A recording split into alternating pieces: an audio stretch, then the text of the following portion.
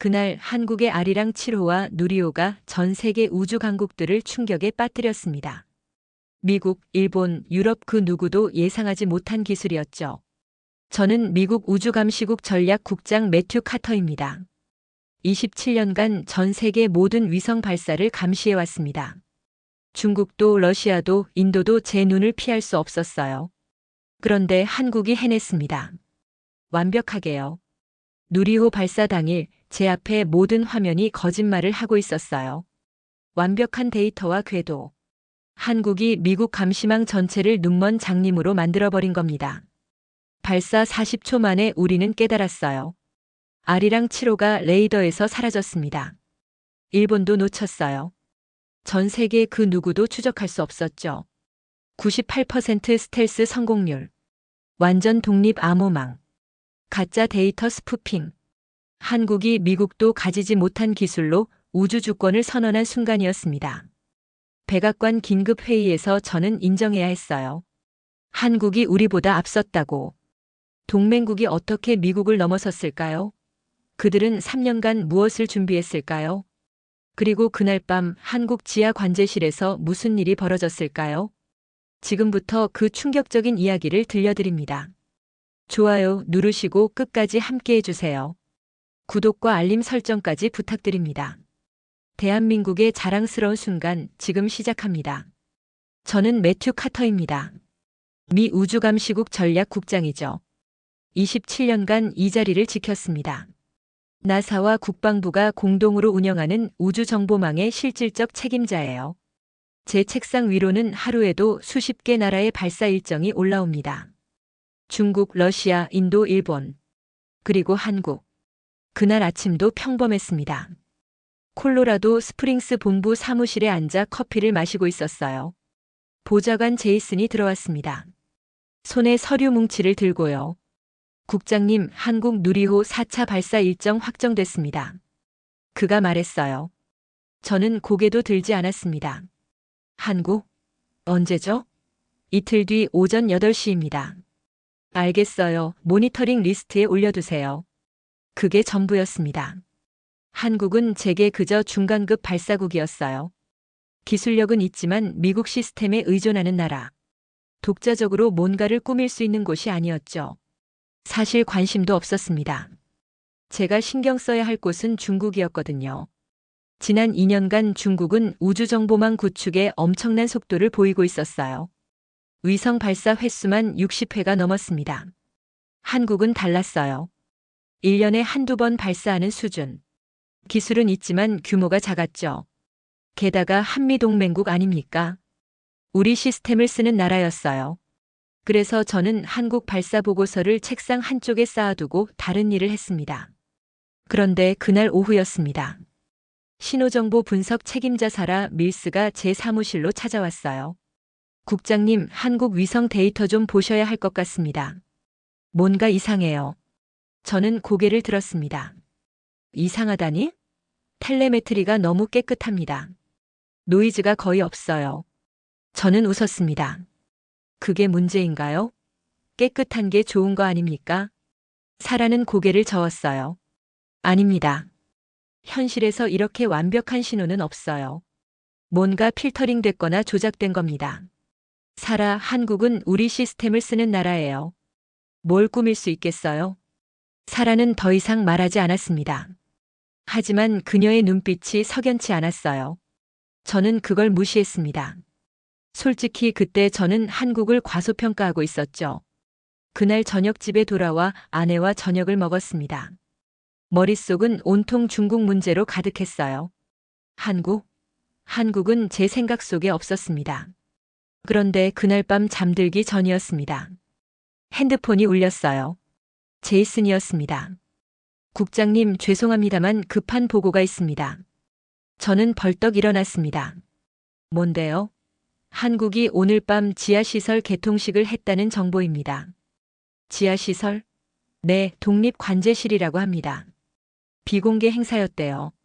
저는 잠시 말이 없었습니다. 독립관제실. 그 단어가 묘하게 신경 쓰였어요. 왜 독립이죠?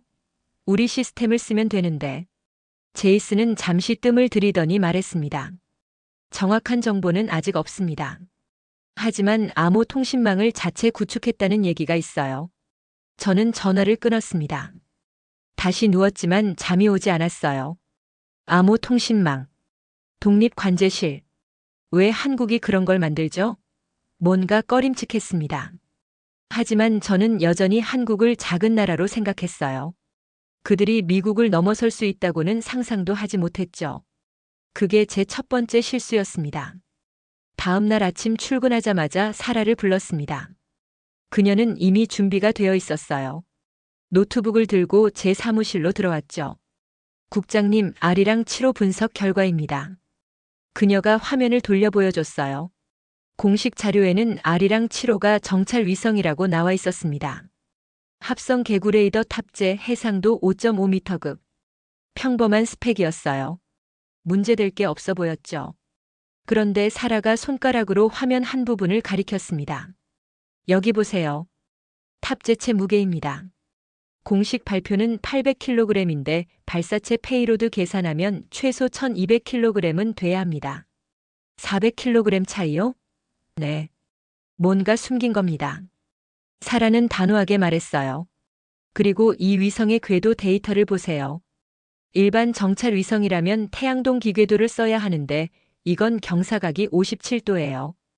이건 통신 위성 궤도에 가깝습니다. 저는 잠시 생각했습니다. 왜 정찰 위성을 통신 위성 궤도에 올리죠? 모르겠습니다. 하지만 한 가지 확실한 건 한국이 우리에게 전체 정보를 주지 않았다는 겁니다. 사라의 목소리가 낮아졌어요. 저는 의자에 등을 기댔습니다. 동맹국이 정보를 숨긴다. 이상한 일이었어요. 하지만 불가능한 일은 아니었죠. 그래서 제가 물었습니다. 다른 나라 반응은 어떻습니까? 일본이 예민하게 반응하고 있습니다. 방위성에서 분석팀을 꾸렸대요. 중국은 조용하고요. 일본이 움직인다는 건 뭔가 있다는 뜻이었어요. 일본은 한국 위성을 누구보다 세밀하게 추적하는 나라거든요. 저는 고개를 끄덕였습니다. 알겠습니다. 계속 모니터링 하세요. 특이사항 있으면 바로 보고하고요. 사라는 나갔습니다. 사무실이 조용했어요. 저는 창밖을 봤습니다. 한국이 뭘 숨기는 걸까? 왜 우리에게 말하지 않는 걸까? 그 질문이 머릿속을 맴돌았어요. 점심시간이었습니다. 합동우주작전본부 부사령관 윌리엄 하트가 찾아왔어요. 그는 군인 출신답게 직설적인 사람이었죠. 카터, 한국 건 들었어. 사라가 보고했더군. 저는 고개를 끄덕였습니다. 네, 좀 이상합니다. 하트가 테이블을 탁 쳤어요. 이상한 정도가 아니야. 이건 명백한 정보 은폐야. 동맹국이 우리를 속이고 있다고. 저는 손을 들어 그를 진정시켰습니다. 아직 확실하지 않습니다. 단순히 보안 문제일 수도 있어요. 하트는 코웃음을 쳤어요. 보안? 우리가 누군데 우리한테 보안을 운운해? 한국은 우리 우산 아래 있는 나라야. 그의 목소리에 불쾌함이 묻어났습니다. 하트의 말이 틀린 건 아니었죠. 하지만 뭔가 찝찝했습니다. 한국이 정말 우리를 속일까? 아니면 우리가 모르는 뭔가가 있는 걸까? 하트가 일어서며 말했습니다. 내일 발사 때 제대로 봐야 해. 뭔가 수상한 움직임 있으면 바로 보고해. 저는 고개를 끄덕였어요. 그날 오후 늦게 백악관에서 전화가 왔습니다. 국가안보보좌관 레베카 스털링이었어요. 카터 국장, 한국 위성건 브리핑 받았습니다. 어떻게 보십니까? 저는 신중하게 답했습니다. 아직 결론 내리기 이릅니다. 하지만 뭔가 평소와 다른 건 확실합니다. 레베카는 잠시 침묵했어요. 그러더니 말했습니다. 한국은 우리의 중요한 파트너입니다. 하지만 신뢰는 양방향이어야 하죠. 내일 발사 모니터링 철저히 하십시오. 네, 그렇게 하겠습니다. 전화가 끊겼습니다. 저녁이 됐습니다. 저는 사무실에 혼자 남아 아리랑 7호 자료를 다시 들여다봤어요. 400kg의 비밀. 이상한 궤도. 너무 깨끗한 신호. 퍼즐 조각들이 있었지만 그림이 보이지 않았습니다. 그때 문득 생각이 들었어요. 혹시 한국이 우리를 믿지 않는 건 아닐까? 그 생각이 스쳤을 때 가슴 한편이 섬뜩했습니다. 동맹국이 우리를 의심한다. 그건 있을 수 없는 일이었죠. 아니야, 설마. 하지만 불안은 지워지지 않았어요. 내일 발사를 보면 알게 되겠죠. 그때는 그렇게 생각했습니다. 아직 저는 한국이 얼마나 앞서 있는지 몰랐어요. 발사 당일 아침이었습니다. 저는 새벽 5시에 본부에 도착했어요. 감시실은 이미 불이 환하게 켜져 있었습니다. 사라와 제이슨 그리고 분석팀 6명이 자리에 앉아 있었어요. 모두 긴장한 얼굴이었죠. 대형 스크린에는 한국 나로우주센터의 실시간 영상이 떠 있었습니다. 누리호가 발사대에 서 있었어요. 하얀 동체가 아침 햇살을 받아 빛나고 있었죠. 평범한 발사 준비 광경이었습니다. 하지만 제 가슴은 두근거렸어요. 사라가 다가왔습니다. 국장님, 모든 시스템 준비 완료했습니다. 한국 측 텔레메트리 수신 대기 중이고요. 우리 레이더망도 활성화됐습니다. 저는 고개를 끄덕였어요. 좋아요. 발사 순간부터 궤도 진입까지 전 과정 기록하세요. 특히 신호 패턴 변화 주시하고요. 시간이 흘렀습니다. 발사 30분 전, 20분 전. 한국 관제팀의 카운트다운 음성이 들려왔어요. 모든 시스템 정상. 날씨 양호. 발사 진행. 평범한 절차였습니다. 너무 평범했죠. 그때 제이슨이 이상한 걸 발견했어요. 국장님, 이거 보세요. 그가 자기 모니터를 가리켰습니다. 한국 측 데이터 송신 패턴인데요. 뭔가 이중으로 나가고 있어요. 저는 그의 화면을 들여다봤습니다. 하나는 우리 시스템으로, 또 하나는 어디론가 가고 있었어요. 어디로 가는 겁니까? 모르겠습니다. 암호화돼 있어서 추적이 안 돼요. 제이슨의 목소리가 떨렸습니다. 저는 눈살을 찌푸렸어요. 사라를 불렀습니다. 이거 확인 가능합니까? 사라가 와서 화면을 봤어요. 그녀의 얼굴이 굳었습니다. 이건 독립회선입니다. 한국이 자체 네트워크를 쓰고 있어요. 저는 뒤로 물러섰습니다. 독립회선. 그 단어가 머릿속을 맴돌았어요. 그럼 우리가 받는 건 뭡니까? 일부분입니다. 전체 데이터 중 일부만 우리에게 보내는 거예요. 발사 15분 전이었습니다. 윌리엄 하트가 감시실로 들어왔어요. 그는 제 옆에 섰습니다. 어때? 저는 조용히 대답했습니다. 한국이 독자 통신망을 쓰고 있습니다. 우리는 일부만 보고 있어요. 하트의 얼굴이 붉어졌습니다. 뭐라고? 이건 규약 위반이야. 저는 손을 들었어요. 아직 발사 전입니다. 조금 더 지켜봅시다. 하트는 불만스러운 표정이었지만 입을 다물었습니다. 감시실이 조용해졌어요. 모두가 화면만 바라봤죠. 발사 10분 전, 한국 관제팀의 최종 점검이 시작됐습니다. 추진제 주입 완료. 자세 제어 시스템 정상. 탑재 컴퓨터 가동. 모든 게 완벽했어요. 너무 완벽했습니다. 저는 불안했어요. 그때 사라가 다시 보고했습니다. 국장님, 신호 품질 보세요. 저는 그녀의 모니터를 봤어요. 신호 그래프가 떠 있었는데 노이즈가 완전히 제로였습니다. 말 그대로 완벽한 직선이었죠. 이건 불가능합니다. 사라가 속삭였어요. 현실에서 이런 신호는 있을 수 없어요. 무슨 뜻입니까? 이건 가짜입니다. 누군가 만든 신호예요. 사라의 목소리가 떨렸습니다. 저는 숨이 멎는 것 같았어요. 가짜 신호. 한국이 우리에게 가짜 데이터를 보내고 있다는 뜻이었죠. 발사 5분 전, 제이슨이 외쳤습니다. 국장님, 일본 방위성에서 긴급 통신 왔습니다. 그들도 같은 걸 감지했대요. 한국 신호가 비정상이라고요. 저는 입술을 깨물었어요. 일본도 알아챘다. 이건 더 이상 우연이 아니었습니다. 하트가 제 어깨를 잡았어요. 카터, 발사 중지시켜야 해. 저는 고개를 저었습니다. 우리 권한이 아닙니다. 그럼 한국에 항의해. 하트가 소리쳤어요. 저는 그를 바라봤습니다. 지금은 늦었습니다. 1분 남았어요. 발사 1분 전. 카운트다운이 시작됐습니다. 60, 59, 58. 한국 관제팀의 목소리가 또렷했어요. 침착하고 확신에 차 있었죠. 저는 주먹을 쥐었습니다. 뭔가 큰일이 벌어지고 있었어요. 하지만 저는 그걸 막을 수 없었습니다. 30초 전, 사라가 마지막으로 보고했어요. 국장님, 한국 독립회선 신호가 갑자기 증폭됐습니다. 뭔가 활성화되고 있어요. 저는 화면을 응시했습니다. 20초, 15초, 10초. 그 순간 저는 깨달았어요. 우리가 한국을 완전히 오판했다는 걸. 그들은 우리가 생각했던 것보다 훨씬 앞서 있었습니다. 그리고 이제 그들은 우리 눈앞에서 그걸 증명하려 하고 있었죠. 0 발사. 누리호가 불을 뿜으며 하늘로 치솟았습니다. 감시실이 긴장으로 가득 찼어요. 저는 숨을 참았습니다. 이제 진실을 보게 될 거였어요. 누리호가 상승했습니다.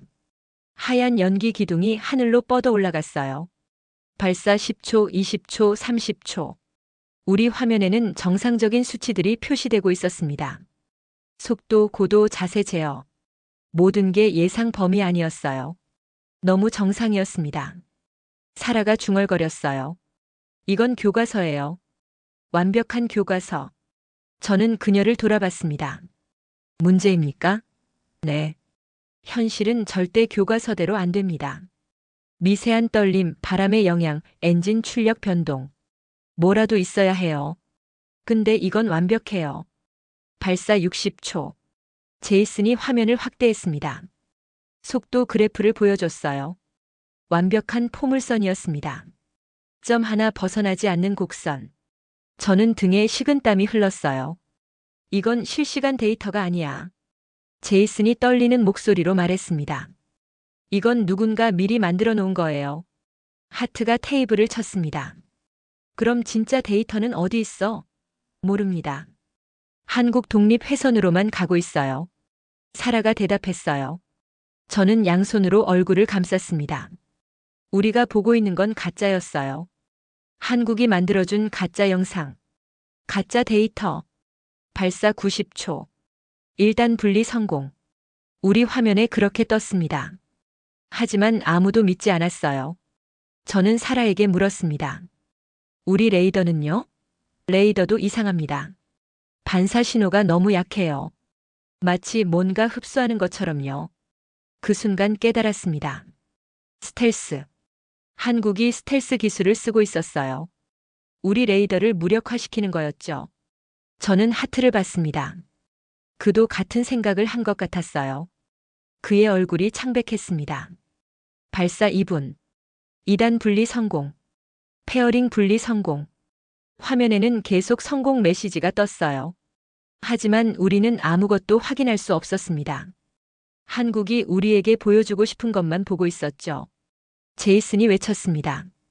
국장님, 일본이 긴급 보고 올렸습니다. 그들도 추적 실패했대요. 위성 신호를 잡을 수 없다고요. 저는 의자에 주저앉았어요. 일본도 실패했다.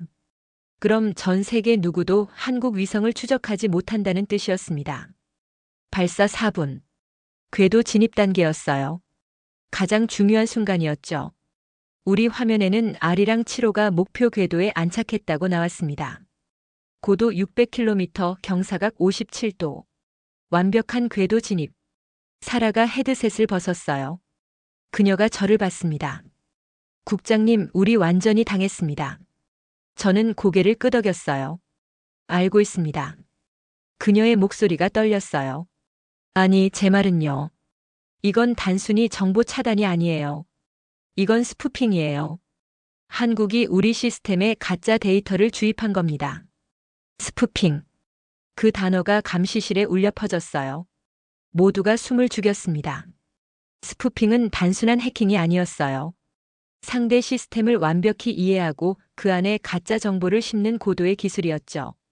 한국이 우리 시스템을 그 정도로 파악하고 있었다는 뜻이었습니다.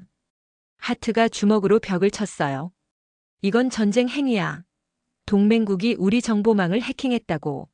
저는 그를 말렸습니다. 진정하세요. 아직 확실하지 않습니다. 확실하지 않아? 카터, 눈 뜨고 봐. 우리가 완전히 농락당했어. 발사 10분 후. 한국 우주센터에서 공식 발표가 나왔습니다. 누리호 4차 발사 성공. 아리랑 7호 정상 궤도 안착. 임무 완수. 짧고 간결한 발표였어요.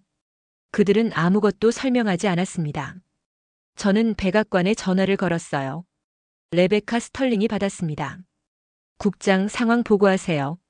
저는 숨을 깊이 들이마셨습니다. 보좌관님, 우리가 한국 발사를 추적하지 못했습니다. 잠시 침묵이 흘렀어요. 무슨 뜻입니까?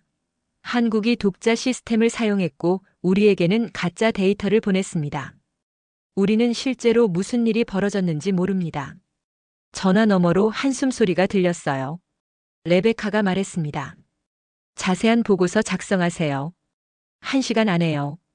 네, 그렇게 하겠습니다. 전화가 끊겼습니다. 감시실이 조용했어요. 모두가 멍하니 화면만 바라보고 있었습니다. 한국우주센터에 환호하는 모습이 보였어요. 그들은 성공했습니다. 완벽하게 성공했죠. 그리고 우리는 그 과정을 단 한순간도 제대로 보지 못했습니다. 저는 창밖을 봤어요. 콜로라도의 맑은 하늘이 보였습니다. 저 위 어딘가에 한국 위성이 떠 있었죠. 우리 눈에 보이지 않는 위성. 우리가 추적할 수 없는 위성. 한국이 완전한 독립을 이룬 순간이었습니다. 사라가 조용히 말했어요. 국장님, 이제 우리가 뭘 해야 할까요? 저는 대답하지 못했습니다. 솔직히 몰랐거든요. 27년 경력에 처음 겪는 일이었어요. 동맹국이 우리를 완전히 앞질러 버린 순간. 그날 오후 3시였습니다. 저는 사무실에 혼자 앉아 있었어요. 컴퓨터 화면에는 백악장 보고서 양식이 떠 있었습니다. 제목란의 커서가 깜빡이고 있었죠. 하지만 저는 한 글자도 쓸 수 없었어요. 뭐라고 써야 할까요? 한국이 우리를 속였다? 아니면 우리가 한국을 오판했다? 둘 다 맞는 말이었지만 둘 다 쓸 수 없었습니다. 어느 쪽이든 미국의 실패를 인정하는 거였거든요. 노크 소리가 들렸습니다. 사라가 들어왔어요. 손에 태블릿을 들고 있었습니다. 국장님, 추가 분석 결과 나왔습니다. 저는 고개를 들었어요. 말해보세요. 그녀가 태블릿을 제 책상에 놓았습니다. 한국 독립회선 신호를 역추적해봤습니다. 신호는 나로우주센터에서 출발해서 대전의 지하시설로 갔어요. 거기서 다시 분산됐는데 최소 3군데 이상의 백업 관제소로 연결됐습니다. 저는 화면을 들여다봤어요. 지하시설, 백업 관제소. 한국이 완전한 독립 네트워크를 구축한 거였습니다. 언제부터 준비한 겁니까? 최소 2년. 어쩌면 3년 전부터요. 사라가 대답했어요. 저는 한숨을 쉬었습니다. 3년. 그동안 우리는 아무것도 몰랐어요. 아니, 알려고 하지 않았던 거였죠. 그리고 이것 보세요. 사라가 다른 파일을 열었습니다. 아리랑 7호의 실제 궤도 추정치입니다. 공식 발표와 완전히 달라요. 저는 화면을 봤어요. 2개의 궤도선이 그려져 있었습니다. 하나는 공식 궤도, 다른 하나는 추정 궤도. 간격이 15km나 벌어져 있었어요. 이게 확실합니까? 95% 확실합니다. 일본 데이터와 교차 검증했어요. 사라의 목소리가 단호했습니다. 저는 뒤로 물러섰어요. 한국이 위성 위치까지 속인 거였습니다. 그때 문이 벌컥 열렸어요. 하트였습니다. 그는 환한 얼굴로 들어왔죠. 카터, 보고서는 언제 올리는 거야? 저는 화면을 가리켰습니다. 지금 작성 중입니다. 뭐라고 쓸 건데?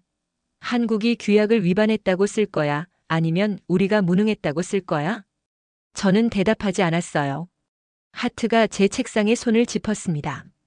이건 명백한 배신이야. 동맹국이 우리 정보망을 해킹했어. 이걸 그냥 넘어갈 순 없어. 저는 그를 똑바로 봤습니다. 그럼 어떻게 하자는 겁니까? 한국의 항해, 제재? 그게 답입니까? 하트가 입을 다물었어요. 그도 알고 있었던 거죠.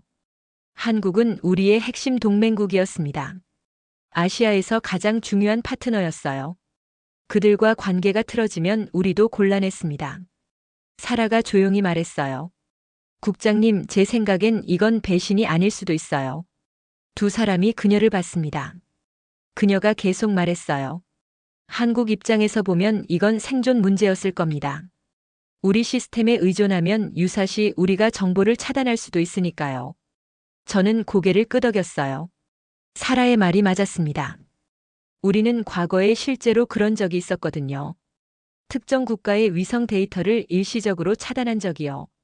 한국이 그걸 알고 독자 시스템을 만든 거였죠. 하트가 비웃었어요. 그래서 우리가 이해해줘야 한다는 거야? 사라가 고개를 저었습니다. 아니요. 하지만 이걸 적대 행위로 규정하는 건 신중해야 한다는 겁니다. 하트는 코웃음을 치고 나갔어요. 혼자 남았습니다. 아니, 사라가 있었죠. 그녀가 조용히 물었어요. 국장님은 어떻게 생각하세요? 저는 한참을 말이 없었습니다. 그러다 천천히 입을 열었어요. 솔직히 모르겠습니다. 27년간 이 일을 했지만 이런 경우는 처음이에요. 동맹국이 우리를 완전히 따돌린 거잖아요. 근데 화를 낼 수도 없어요.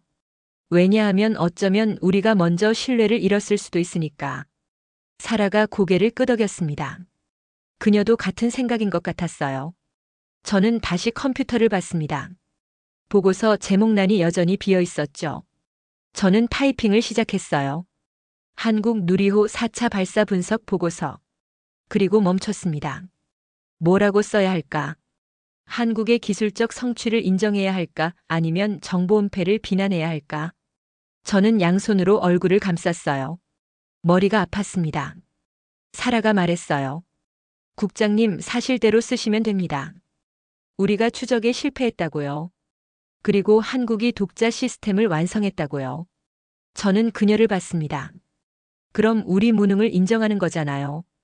사실이잖아요. 그녀의 말이 가슴에 박혔어요. 맞았습니다. 우리는 무능했어요. 한국의 기술 발전을 과소평가했고 그들의 독립 의지를 무시했죠. 그 결과가 오늘이었습니다. 저는 키보드를 다시 잡았어요. 그리고 천천히 썼습니다.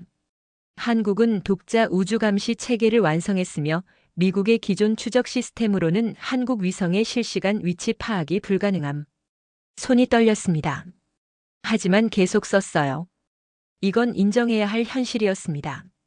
한국이 더 이상 우리 통제 안에 있지 않다는 것. 그들이 우리와 동등한, 어쩌면 어떤 면에서는 우리를 넘어선 기술을 가졌다는 것. 보고서를 제출한 건 그날 밤 11시였습니다. 저는 집에 가지 않고 사무실 소파에 누워 있었어요. 잠이 오지 않았습니다. 천장만 멍하니 바라봤죠. 새벽 2시에 전화가 울렸어요. 백악관이었습니다. 레베카 스털링이었죠. 카터 국장, 지금 시간 괜찮습니까? 저는 벌떡 일어났습니다. 네, 괜찮습니다. 보고서 검토했습니다. 내일 아침 8시 NSC 긴급회의에 참석하십시오. 전화가 끊겼어요. NSC 긴급회의. 국가안보회의였습니다. 대통령이 직접 주재하는 최고 위급 회의죠. 저는 심장이 쿵쾅거렸어요. 이건 단순한 보고가 아니었습니다. 미국의 대응 방향을 결정하는 자리였죠. 아침 7시에 본부를 나섰습니다. 워싱턴까지 비행기로 2시간이었어요. 기내에서 발표 자료를 다시 검토했습니다. 한국의 독립 시스템, 스텔스 기술, 스푸핑 능력. 모든 게 우리 예상을 벗어난 것들이었어요. 백악관에 도착했습니다. 시큐리티 체크를 거쳐 상황실로 들어갔어요. 이미 여러 사람이 앉아 있었습니다. 레베카 스털링 국방장관, CIA 국장, 합참의장. 그리고 하트도 있었어요. 정각 8시 대통령이 들어왔습니다. 모두 일어섰어요. 앉으시죠. 대통령이 말했습니다. 우리는 자리에 앉았어요. 대통령이 저를 봤습니다. 카터 국장, 브리핑 시작하시죠. 저는 일어섰습니다. 목이 바짝 말랐어요. 각하, 어제 한국의 누리호 4차 발사가 있었습니다. 결과적으로 우리는 이 발사를 제대로 추적하지 못했습니다. 회의실이 조용해졌어요. 저는 계속 말했습니다. 한국은 독자 암호 통신망을 구축했으며 우리 시스템에는 사전 제작된 가짜 데이터를 송신했습니다. 실제 위성의 위치와 궤도는 공식 발표와 15km 이상 차이가 납니다. 대통령이 눈살을 찌푸렸어요. 동맹국이 우리를 속였다는 겁니까? 저는 잠시 망설였습니다. 그리고 조심스럽게 대답했어요. 속였다기보다는 독립했다고 보는 게 맞습니다. 한국은 더 이상 우리 시스템에 의존하지 않습니다. 국방장관이 끼어들었어요. 그건 동맹의 기본을 위반하는 겁니다. 정보 공유는 상호 신뢰의 핵심인데요. 레베카가 말했습니다. 하지만 장관님, 우리도 과거에 한국 요청을 거부한 적 있습니다. 2019년 북한 미사일 발사 때 실시간 데이터 공유를 보류했었죠. 회의실이 잠시 조용해졌어요. 사실이었습니다. 우리가 먼저 신뢰를 깬 적이 있었죠. CIA 국장이 물었습니다. 한국의 기술 수준을 어떻게 평가합니까? 저는 숨을 깊이 들이마셨어요. 솔직히 말씀드리면 우리보다 앞섰습니다. 적어도 스텔스와 암호화 분야에서는요. 회의실이 술렁였어요. 합참의장이 테이블을 두드렸습니다. 말도 안 됩니다. 한국이 미국보다 앞섰다니. 저는 그를 똑바로 봤어요. 데이터가 그렇게 말합니다. 우리는 그들의 위성을 추적하지 못했고 그들의 암호를 풀지 못했습니다. 이게 현실입니다. 대통령이 손을 들었어요. 회의실이 조용해졌습니다. 그렇다면 우리 옵션은 뭡니까? 레베카가 대답했어요. 3가지입니다. 첫째, 한국에 강력 항의하고 정보 공유 재개를 요구합니다.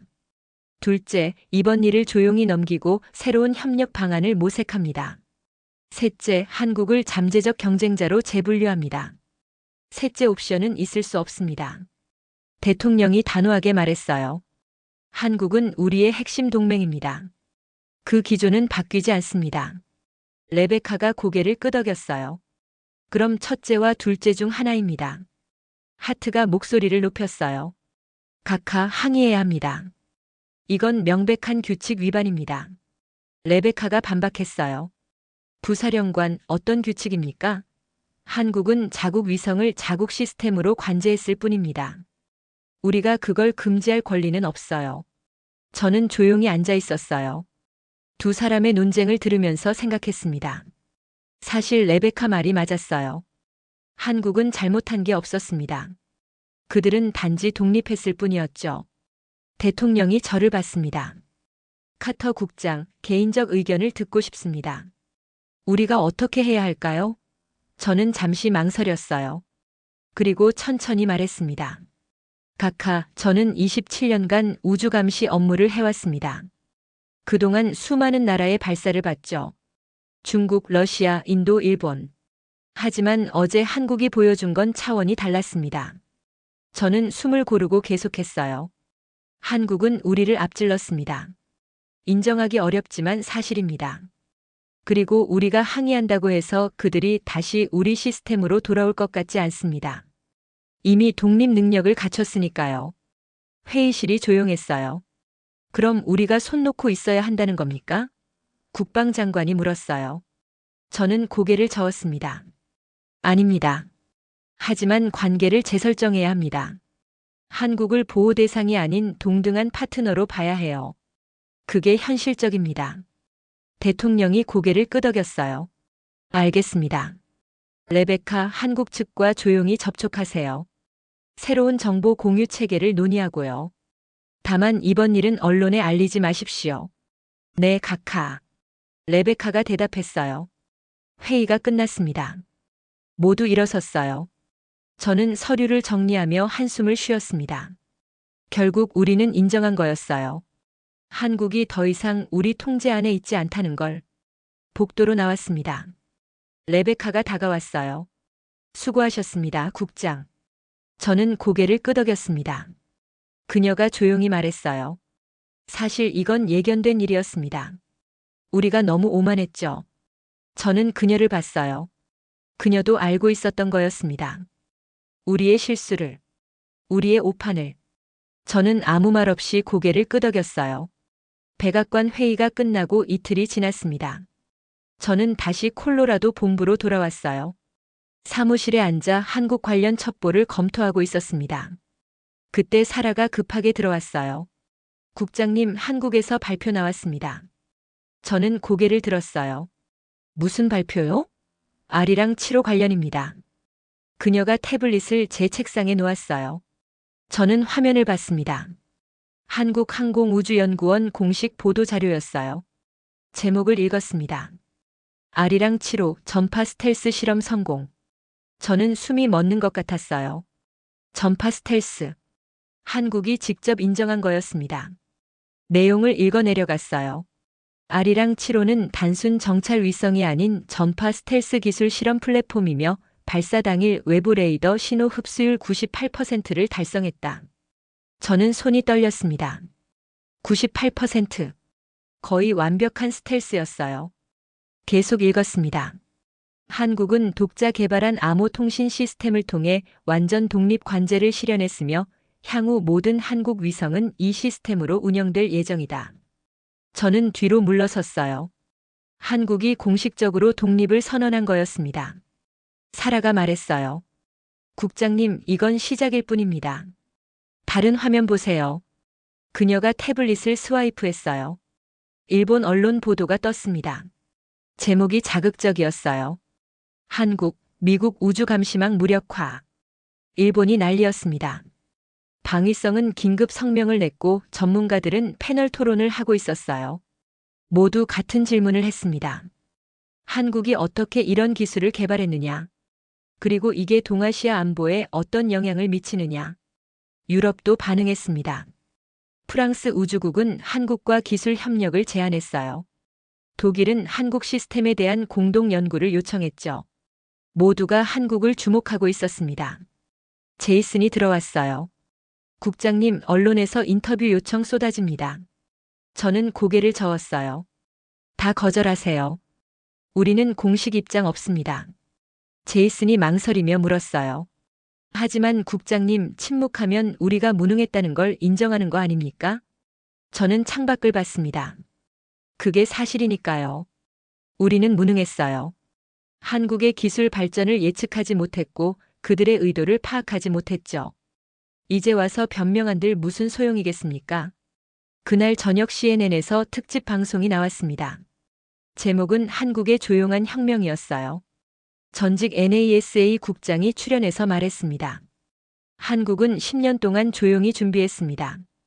우리가 중국만 보는 동안 한국은 완전히 다른 길을 걸었어요. 패널 중 한 명이 물었어요. 미국은 이걸 몰랐습니까? 전직 국장이 웃었습니다. 몰랐죠. 아니, 보려고 하지 않았던 겁니다. 한국을 영원히 우리 우산 아래 있을 나라로 생각했으니까요. 저는 TV를 껐어요. 더 볼 수가 없었습니다. 다음 날 아침 사라가 또 보고를 가지고 왔어요. 국장님, 한국이 추가 발표했습니다. 저는 한숨을 쉬었습니다. 이번엔 뭡니까? 한국이 내년에 누리호 5차, 6차 발사를 계획한다고 합니다. 모두 독자 시스템으로요. 저는 고개를 끄덕였어요. 예상했던 일이었습니다. 한국은 멈추지 않을 거였어요. 그들은 이제 시작일 뿐이었죠. 사라가 조심스럽게 물었습니다. 국장님, 우리는 어떻게 대응해야 할까요? 저는 잠시 생각했어요. 그리고 천천히 말했습니다. 우리가 할 수 있는 건 하나뿐입니다. 인정하는 거예요. 한국이 우리와 동등한 기술 강국이 됐다는 걸. 그리고 새로운 관계를 만드는 겁니다. 파트너십으로요. 사라가 고개를 끄덕였어요. 그녀도 동의하는 것 같았습니다. 저는 컴퓨터를 켰어요. 백악관에 보낼 메모를 작성하기 시작했습니다. 제목은 한국과의 새로운 우주 협력 방안이었어요. 타이핑하면서 생각했습니다. 이건 끝이 아니라 시작이었어요. 한국이 보여준 건 단순한 기술력이 아니었습니다. 의지였죠. 더 이상 누구에게도 의존하지 않겠다는 결심. 그리고 그걸 해낼 능력. 그날 오후 하트가 찾아왔어요. 그는 평소와 달리 조용했습니다. 카터, 한국 발표 봤어? 저는 고개를 끄덕였어요. 네, 봤습니다. 하트가 의자에 앉았어요. 그가 한숨을 쉬었습니다. 인정해야겠어. 내가 틀렸어. 하트가 말했어요. 저는 그를 봤습니다. 그의 얼굴에 패배감이 어려 있었어요. 한국을 과소평가했어. 그들이 정말 해낼 줄은 몰랐지. 저는 조용히 대답했어요. 저도 마찬가지입니다. 하트가 일어서며 말했어요. 이제 우리가 배울 차례야. 한국한테서. 저는 고개를 끄덕였습니다. 맞는 말이었어요. 이제 우리가 배워야 했습니다. 작은 나라가 어떻게 큰 꿈을 이루는지를요. 그날 밤 집에 돌아왔습니다. 아내가 물었어요. 오늘은 어땠어? 저는 소파에 앉으며 대답했습니다. 역사가 바뀌는 걸 봤어요. 아내가 고개를 갸우뚱했어요. 저는 웃으며 말했습니다. 한국이 세상에 말했어요. 우리는 이제 독립했다고. 석 달이 지났습니다. 저는 서울에 와 있었어요. 백악관과 한국 정부 간 새로운 우주협력 협정을 논의하기 위해서였죠. 처음으로 한국 땅을 밟았습니다. 한국항공우주연구원 본부는 대전에 있었어요. 현대적인 건물이었습니다. 입구에서 안내를 받았어요. 엘리베이터를 타고 지하로 내려갔습니다. 바로 그 독립관제실이었죠. 문이 열렸습니다. 저는 숨을 멎었어요. 거대한 공간이었습니다. 수십 개의 모니터가 벽을 채우고 있었고 엔지니어들이 조용히 일하고 있었어요. 중앙에는 한국 전역의 지상국 네트워크가 실시간으로 표시되고 있었습니다. 카터 국장님 환영합니다. 누군가 말했어요. 저는 돌아봤습니다. 50대 중반의 남자였어요. 정윤호입니다. 이곳 총괄 책임자입니다. 그가 손을 내밀었습니다. 저는 악수했어요. 정윤호 씨가 저를 안내했습니다. 이곳이 독립관제의 심장부입니다. 모든 한국 위성이 이곳을 거쳐갑니다. 그가 설명했어요. 저는 화면들을 보며 물었습니다. 언제부터 준비하셨습니까? 3년 전부터입니다. 정윤호 씨가 대답했어요. 우리는 미국 시스템이 훌륭하다는 걸 압니다. 하지만 유사시 우리 정보가 차단될 수 있다는 것도 알았죠. 그래서 결정했습니다. 우리 눈과 귀를 가져야 한다고. 저는 고개를 끄덕였어요. 이해합니다. 정윤호 씨가 저를 봤습니다. 정말요? 미국은 우리 결정을 배신으로 보지 않습니까? 저는 잠시 생각했어요. 그리고 솔직하게 대답했습니다. 처음에는 그랬습니다. 하지만 지금은 압니다. 이건 생존의 문제였다는 걸요. 정윤호 씨가 미소 지었어요. 고맙습니다. 이해해 주셔서. 그가 앞으로 걸었습니다. 제가 뭔가 보여드리고 싶은 게 있습니다. 우리는 다른 방으로 갔어요. 더 작은 공간이었습니다. 한 명의 엔지니어가 앉아 있었어요. 30대 초반으로 보이는 여성이었죠. 정윤호 씨가 소개했습니다. 한서진 박사입니다. 아리랑 7호 스텔스 모듈 개발자죠. 한서진 박사가 일어나 인사했어요. 반갑습니다. 저는 악수하며 물었습니다. 스텔스 기술을 어떻게 개발하셨습니까? 그녀가 모니터를 켰어요. 화면에 복잡한 도표가 떴습니다. 전파 흡수 소재와 신호 분산 알고리즘의 조합입니다. 그녀가 설명했어요.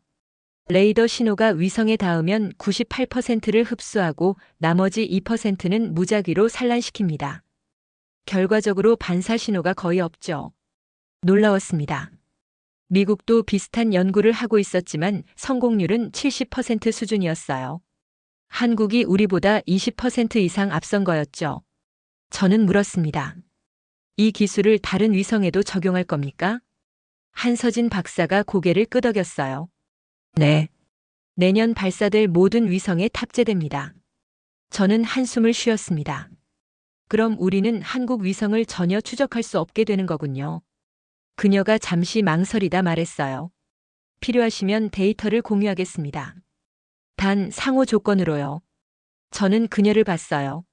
그녀의 눈빛이 단호했습니다. 한국은 더 이상 일방적 관계를 원하지 않았어요. 동등한 파트너십. 그게 그들이 원하는 거였죠. 저는 고개를 끄덕였습니다. 공정합니다. 백악관에 전달하겠습니다.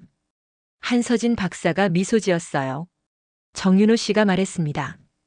국장님 옥상으로 가시죠. 보여드릴 게 있습니다. 엘리베이터를 타고 옥상으로 올라갔어요. 문이 열렸습니다. 대전 시내가 한눈에 보였어요. 맑은 날씨였습니다. 정윤호 씨가 하늘을 가리켰습니다. 지금 저 위에 아리랑 7호가 지나가고 있습니다. 보이지 않지만요. 저는 하늘을 올려다봤어요.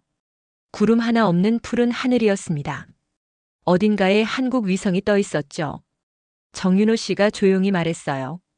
20년 전만 해도 우리는 위성 하나 없었습니다. 모든 걸 다른 나라에 의존했죠. 하지만 이제 우리는 스스로의 눈을 가졌습니다. 누구의 허락도 필요 없는 눈을요.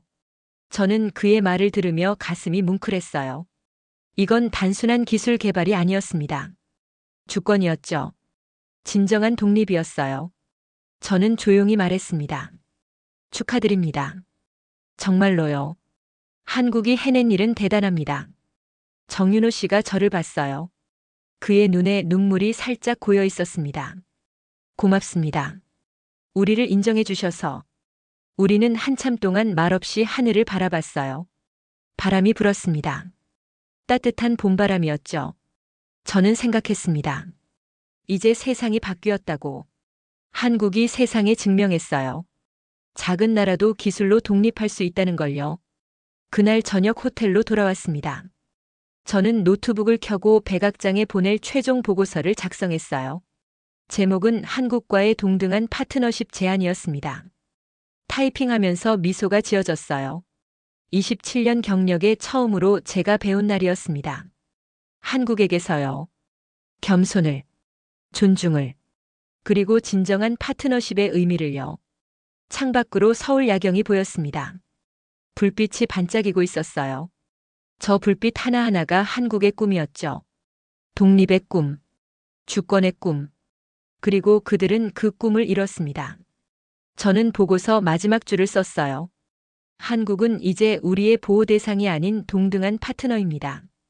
우리는 이를 인정하고 새로운 협력 관계를 구축해야 합니다. 엔터를 눌렀습니다.